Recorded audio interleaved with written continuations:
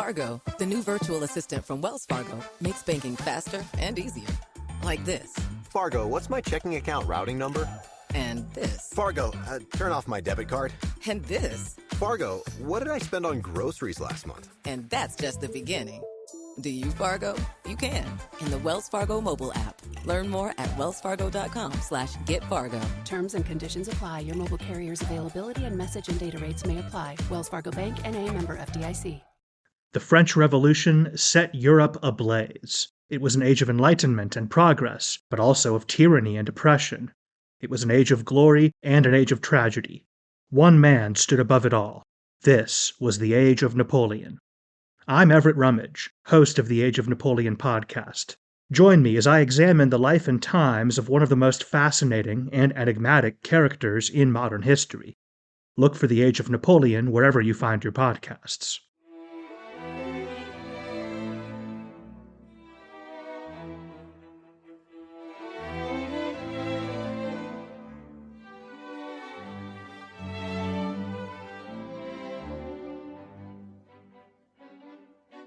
Welcome to Pax Britannica. Season 2, Episode 59. A King's Ransom.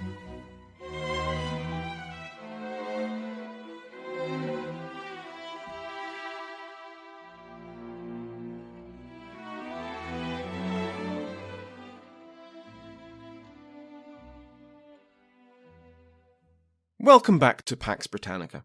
I'm your host, Samuel Hume. Before we begin, I must welcome my new members of the Patreon House of Lords. Ed and Carrie Aleferowitz are now the Earl and Countess of Stonehaven, and they have been joined by Clytemnestra Tinderides, and I really hope I'm pronouncing your name right. Like all of the patrons, they can now listen to this and every other episode ad-free. Patrons of Earl and above also have access to bonus content. Go to patreon.com/Pax Britannica to find out more. When Charles I, King of England, Ireland and Scotland, faced the reality of his defeat in the Civil War, he decided to surrender. Not to the new model army, which was marching on his capital at Oxford, not to the English Parliament in London, which was just down the road. Both would have been easy to arrange. Instead, once he ruled out voluntary exile, he made his way north, dodging the forces of his English subjects, to hand himself over to the Scottish Army of the Covenant. As we touched on last time, this was a strategic choice. Surrendering to his English subjects would have been much more convenient, but the king was not only determined to force a break between the Covenanters and Parliament, he had been led to believe, through vague statements by the Covenanters and the clever words of a French diplomat, that the Scots were ready and eager to take him under their wing and place him back on his throne. Instead, when he arrived, he found that the Scots were quite surprised to find him on their doorstep. Since they were, still at war with him, they took him prisoner. Politely, with all the due care and ceremony and manners, but he was still a prisoner. But just because Charles dramatically misjudged how eager the Covenanters were to support his cause, he wasn't barking up entirely the wrong tree when it came to their alliance with Parliament. In terms of relationships, it was looking quite rocky. Both sides were looking warily at the other, and the relationship between the Covenanters and their English allies was rapidly changing. To quote historian Lawrence Kaplan, no longer were the Scots thought of as allies or brethren in arms, or even as a people with common sympathies. They began to be viewed as mercenaries, soldiers brought into England to fight for a price, and they would be paid, or promised payment, as long as they performed this service. The divide between the Covenanters and the Long Parliament kept getting wider. Remember, the Covenanters had decided to intervene in the English Civil War to enforce a Presbyterian religious settlement and a confederal union. Both of these objectives were, in essence and in motivation, defensive in nature. Only through the further reformation of the English Church along Presbyterian lines, and establishing a Scottish voice in English affairs, could Scotland, and her most perfect kirk, be safe in the future. The price of Scottish involvement was agreed by the English in the Solemn League and Covenant and the Treaty of Military Assistance. But even then, at Parliament's lowest point in the Civil War, when Scottish intervention looked not just helpful but vital to winning that war, the English had fought for wiggle room over these demands. And as we've seen, as the war wore on, the appetite for these aims from the Scots-English allies began to wane. Scottish interference in English affairs was resented, no matter how useful it had been in aiding Parliament in England or the Protestant colonists in Ulster. As we've covered, the independents in Parliament led the charge in trying to disentangle the Covenanters from these English affairs, with the clear objective of cutting the Scots out of any future deal with the king.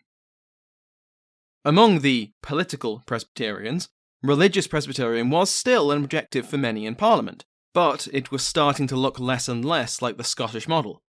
Yes, the bishops would be abolished, and an ordinance to that effect was passed in October 1646. But unlike in Scotland, the Church would not run its own affairs without secular interference.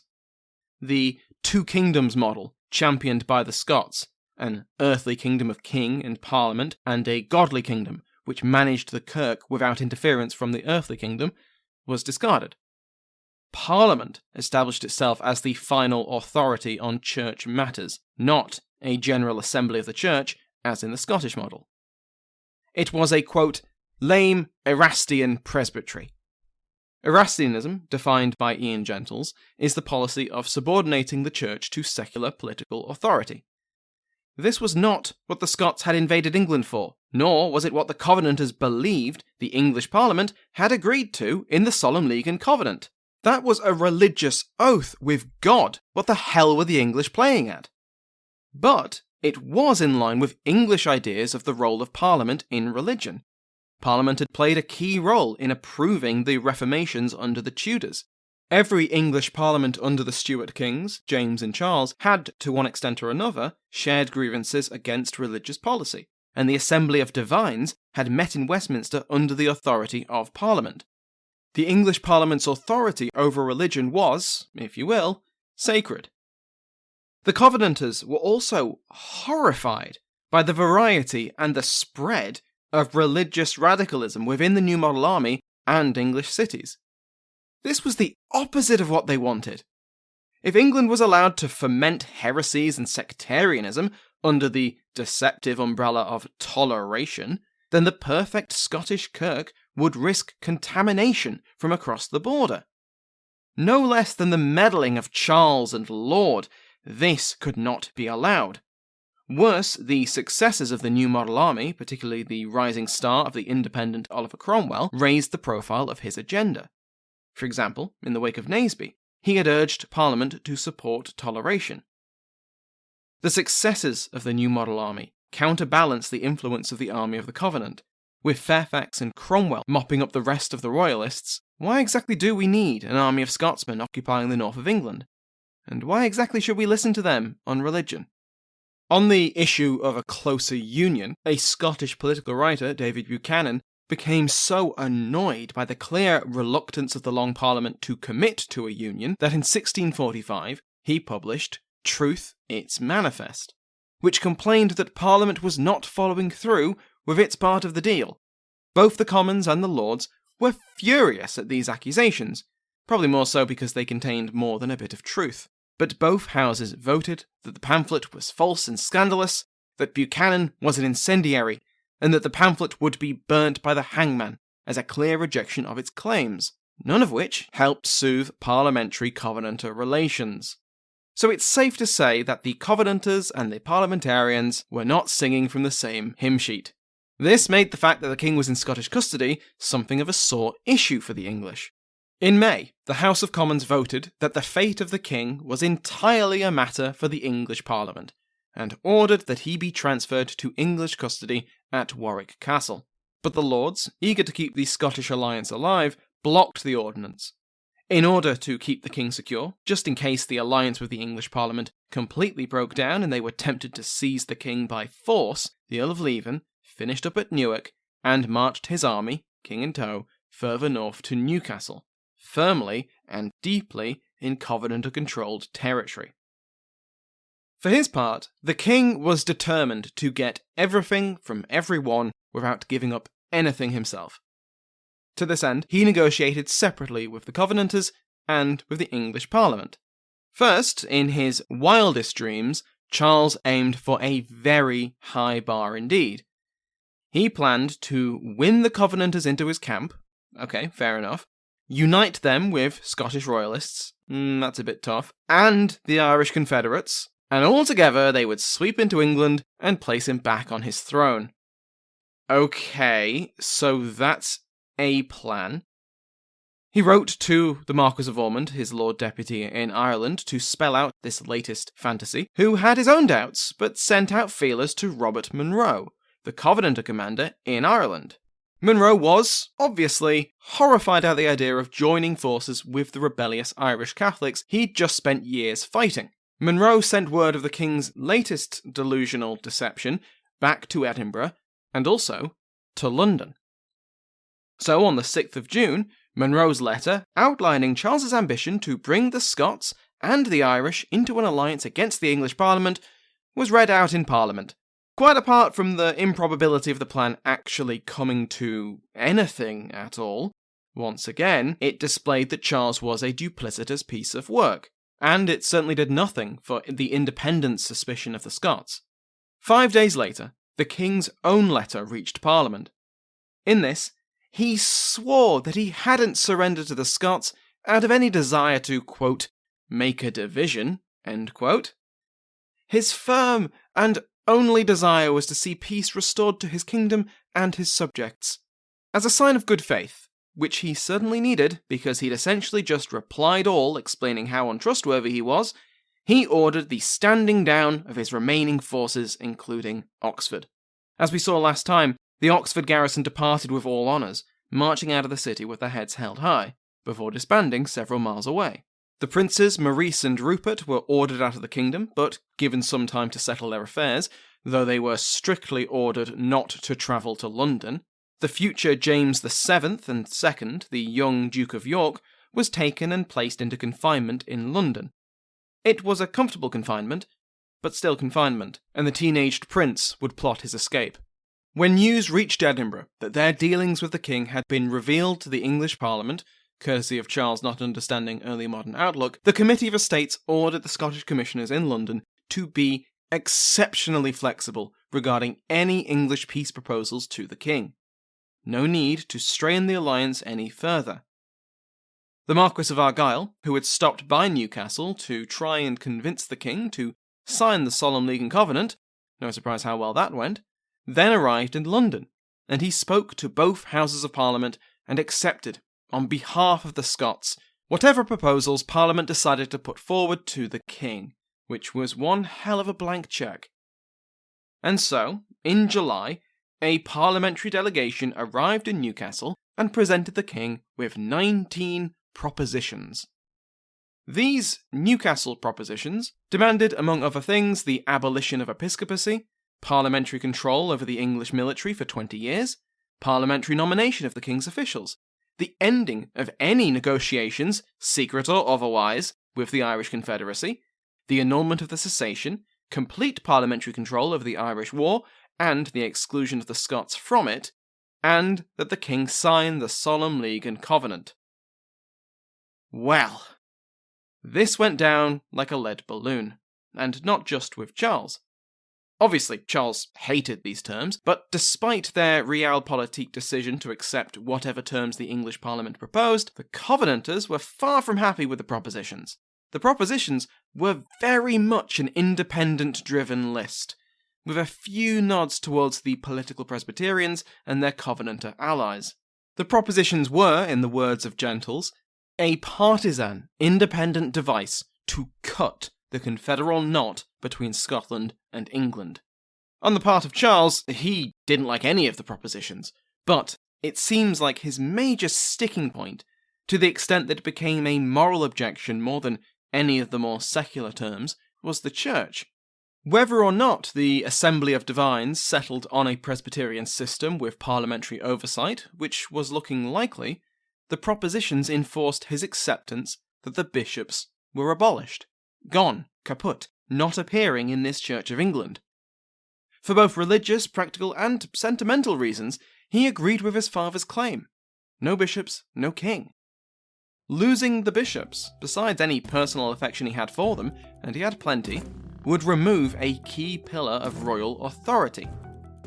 He wrote to his councillors, who were running out of patience with their sovereign's stubbornness, and reminded them that people are governed by pulpits more than the sword in times of peace. His advisors, including his wife, Henrietta Maria, tried to convince him to accept the facts. He'd lost, and surely, his wife asked, it would be better to be a Presbyterian king than no sort of king at all.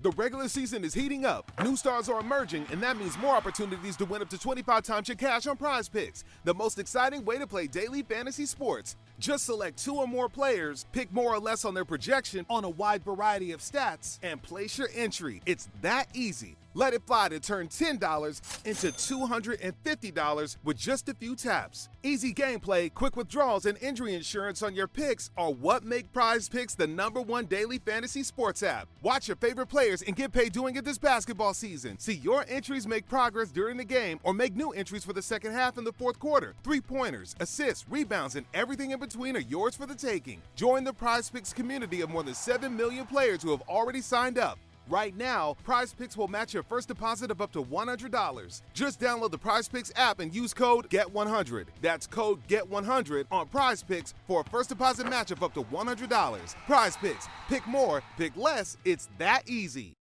Madame Tussaud. We all know the name, and many of us have visited one of the wax museums which bear that name. But you may not realise the historical significance of the woman behind the name, or how she and her waxworks defined the genre of true crime. If that has piqued your interest, then give The Art of Crime a listen. The Art of Crime is a history podcast by Gavin Whitehead, a historian of Victorian theatre, all about the unlikely collisions between true crime and the arts. If you enjoy the detail of Pax Britannica, then you'll love The Art of Crime. The latest season of The Art of Crime tells 2 stories. First, it chronicles Tussaud's career, starting in pre-revolutionary France and ending in Victorian London. Second, it tracks the evolution of the Chamber of Horrors, a showroom in her wax museum that exhibited macabre curiosities, including effigies of notorious criminals. You'll hear how Tussaud won patronage from the French royal family, narrowly escaped the guillotine during the Reign of Terror, and became one of the most celebrated showwomen in Paris and London. This season also covers the most divisive assassin of the French Revolution, the last man to be hung, drawn and quartered for high treason in England, and the glamorous murderer who attained notoriety as a modern Lady Macbeth. Subscribe to The Art of Crime wherever you get your podcasts.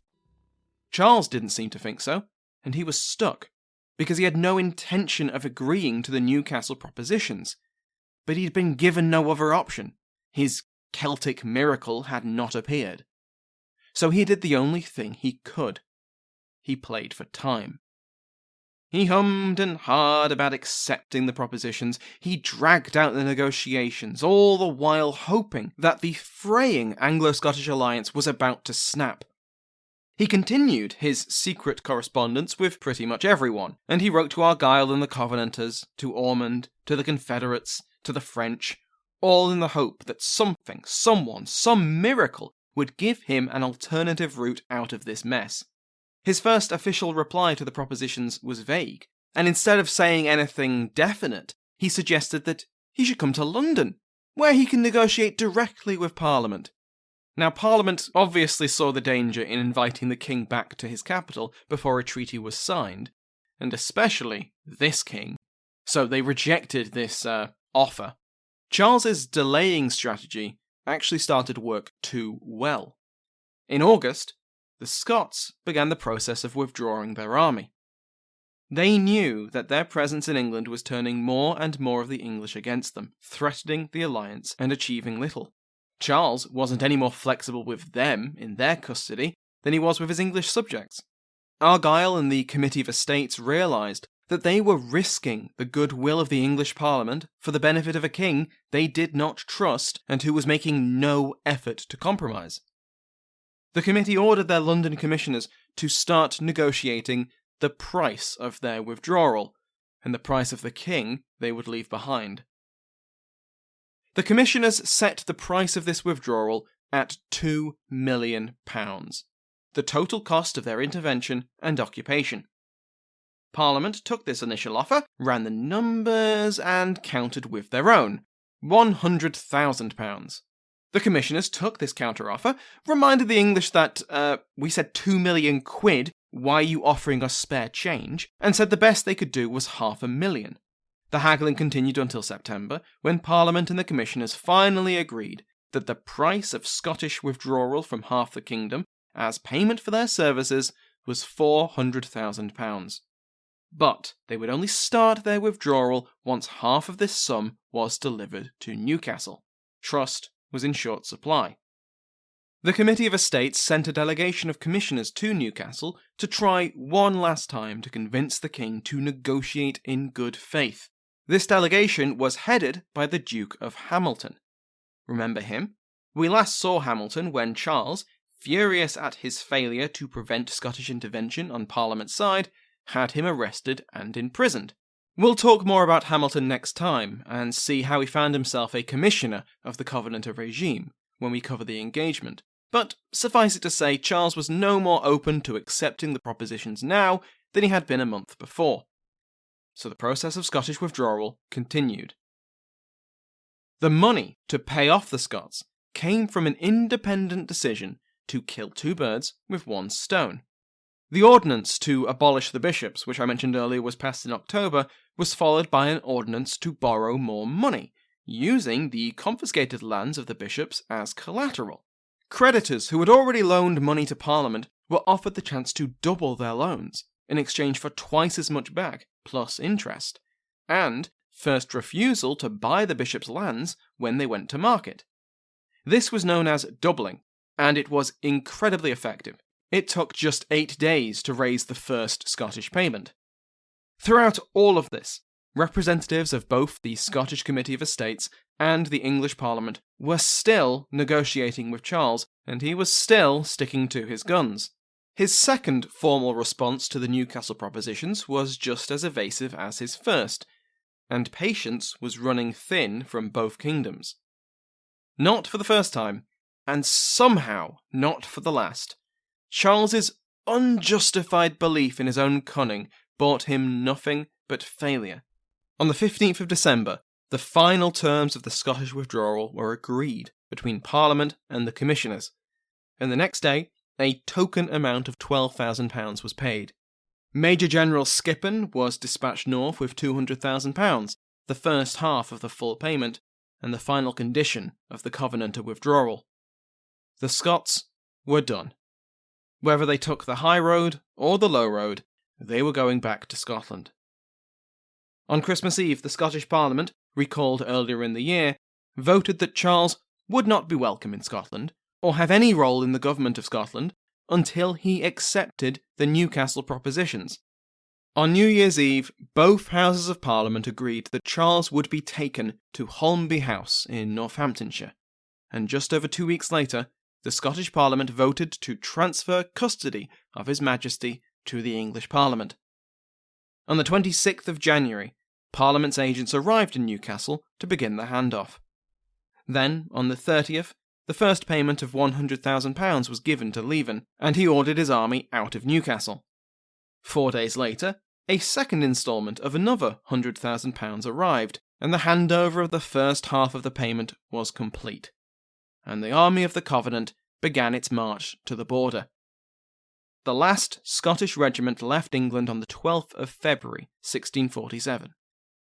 It was all very orderly, very efficient, but the mercenary discarding of Charles left a bad taste in many Scottish mouths. The withdrawing soldiers and the Covenanter leadership, like Argyll, were slandered as, quote, traitor Scots who sold their king. With the army of the Covenant gone, Charles was, with all due politeness and ceremony, collected from Newcastle, and told, with all due politeness and ceremony, that he was now under parliamentary guardianship.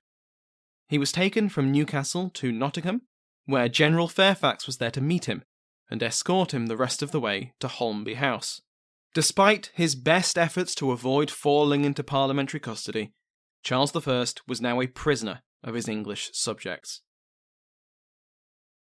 Before we finish today, let's finish off the Westminster Assembly of Divines. As always, I'm not going to get into the weeds of the theology here, but the Assembly is important to our narrative, and what they produce has influenced the faith of millions ever since, so it deserves a few minutes. The Assembly was summoned under the authority of Parliament in June 1643 to complete the reformation of the English Church. Its first charge, given to it by Parliament, was to revise the 39 Articles, the central tenets of the established Church of England. If the Church was to be further reformed, this was the place to start.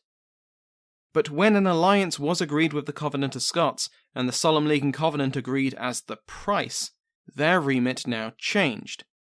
Now, they were instructed to debate the reform of church government, and consider how the English and Scottish churches could be unified.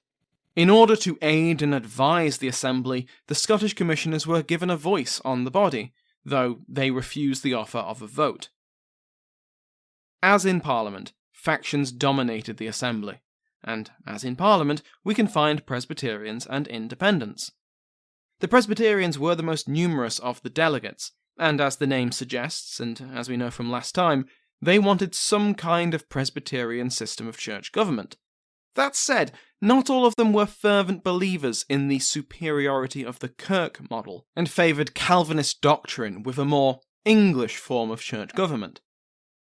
The Independents were a much smaller grouping, but their voices were magnified by the influence of independents in Parliament. The Independents, sometimes called Congregationalists, but for the sake of having too many names, I'll stick with Independents, these independents wanted toleration for the various different Protestant beliefs which had appeared, were appearing, and were spreading throughout England. Limited church government was their goal. But there was a third faction in the Assembly, and we've heard of them already today: the Erastians. They argued that civil, secular government could and should overrule ecclesiastical government. After all, the Assembly had gathered under the authority of Parliament. As we saw earlier, what emerged from the Westminster Assembly and approved by parliamentary ordinance in March 1647 was a form of limited Presbyterianism, with Calvinist doctrine but subject to the authority of Parliament. This was the lame Erastian presbytery we mentioned earlier. The Assembly would not be formally dissolved, and it would sit until 1653. In its 10 years of existence, the Assembly drafted and published a replacement for the Book of Common Prayer, the Directory of Worship. It created the Westminster Confession of Faith, setting out the creed of the newly reformed Church of England, complete with supporting evidence from the Bible. This was approved by Parliament and by the Scottish General Assembly in April 1647. They also drafted 2 catechisms and the form of Presbyterial church government, which spelled out exactly what their new doctrine was. These were then approved by Parliament in November 1647, then by the Scottish General Assembly in July 1648, and all were ratified by the Scottish Parliament in February 1649. Not bad for 10 years. Now, a lot of these developments would be rolled back in England in the subsequent years, especially after the Restoration, but not in Scotland, and they remain the doctrinal basis for the faith of millions. Next week, we will see how the factionalism of Parliament will erupt, now that the Scots have withdrawn and are no longer an obvious threat. Presbyterians in Parliament will resume their attacks on the New Model Army, seeking to destroy, one way or another, this political and military threat to their agenda. But Fairfax, Cromwell, and the men of the New Model Army were not prepared to let a gaggle of politicians betray their promises. We just won the war for them, and now they think they can just throw us aside? Not bloody likely. Thank you to my House of Lords, including the King's favourite Mike Sanders, the Duke of Bracewell David Braswell, the Marquess of Southampton Alan Goldstein, and the Earl of Atlanta Gary. Remember that every patron, regardless of rank, receives an RSS feed, which you can put in any podcast app to listen to the podcast ad-free. If you're on the lookout for gifts, or are like me and need to give people ideas, have a look at the Pax Britannica merchandise. There will be a link in the show notes, or you can go to paxbritannica.info to find out more. Thank you to Sounds Like an Earful for the interval music used in today's episode, to my entire House of Lords, and to you for listening.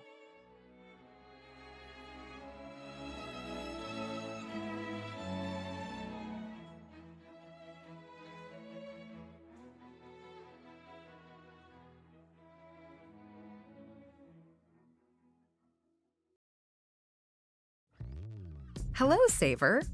Whether you're saving for that trip to the tropics or saving for an emergency, now is the time to take advantage of Wells Fargo's savings options. Wells Fargo offers savings accounts that can help you save towards your goals. So, what are you saving for? Visit a Wells Fargo branch or wellsfargo.com/save to open a savings account today. Wells Fargo Bank, N.A., member FDIC.